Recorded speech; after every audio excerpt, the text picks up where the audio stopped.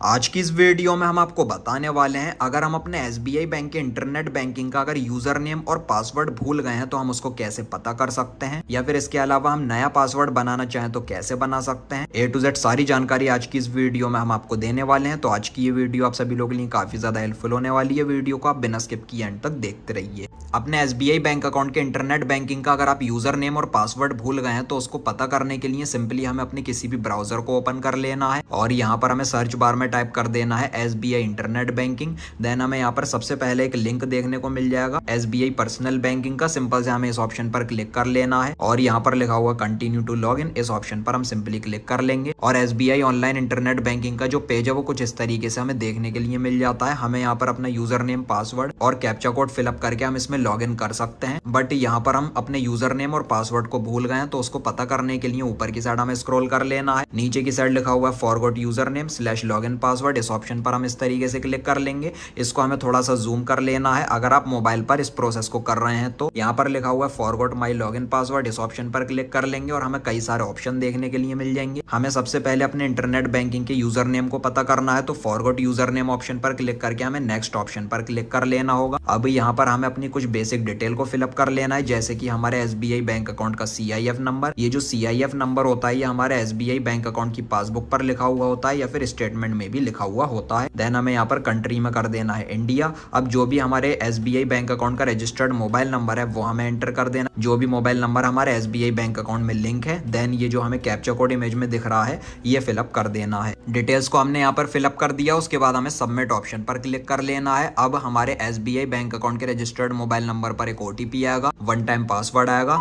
आप देख सकते हो OTP आ चुका है। अगर आपको OTP रिसीव नहीं होता है तो यहाँ पर click here to resend the OTP option पर क्लिक करके आप दोबारा से OTP को रीसेंड करवा सकते हैं। OTP को हमने फिलअप कर दिया, उसके बाद हमें कंफर्म ऑप्शन पर क्लिक कर लेना है और अब आप यहाँ पर देख सकते हो हमारा जो यूजर नेम है वो हमारी स्क्रीन पर शो होने लगता है। Log in user name is, ये हमारा यूजर नेम इस जगह पर शो हो रहा है। इसके अलावा गाइज हमें SMS के थ्रू भी अपना जो यूजर नेम है वो भी पता लग जाता है। तो अब हमने यूजर नेम तो पता कर लिया है, अब हमें अपने SBI बैंक अकाउंट के इंटरनेट बैंकिंग का नया पासवर्ड क्रिएट कर लेना है। तो ऊपर की साइड हमें चले जाना है और सेम वही ऑप्शन पर क्लिक कर लेना है फॉरगॉट यूजर नेम और पासवर्ड, और हमें इस ऑप्शन को सिलेक्ट कर देना है फॉरगॉट माई लॉगिन पासवर्ड। देन हमें नेक्स्ट ऑप्शन पर क्लिक कर लेना है। अब यहाँ पर हमें अपना यूजर नेम, जो यूजर नेम हमने अभी पता किया है SMS में और जो स्क्रीन पर लिखा हुआ था यूजर नेम एंटर कर देंगे, हमारे SBI बैंक अकाउंट का नंबर, कंट्री में हमें यहाँ पर इंडिया कर देना है, mobile number registered account holder की, और इसी के साथ साथ ये कैप्चा कोड। तो हमने अपनी डिटेल्स को फिलअप कर दिया, उसके बाद हमें सबमिट ऑप्शन पर क्लिक कर लेना है। अब एक बार फिर से हमारे रजिस्टर्ड मोबाइल नंबर पर OTP आएगा,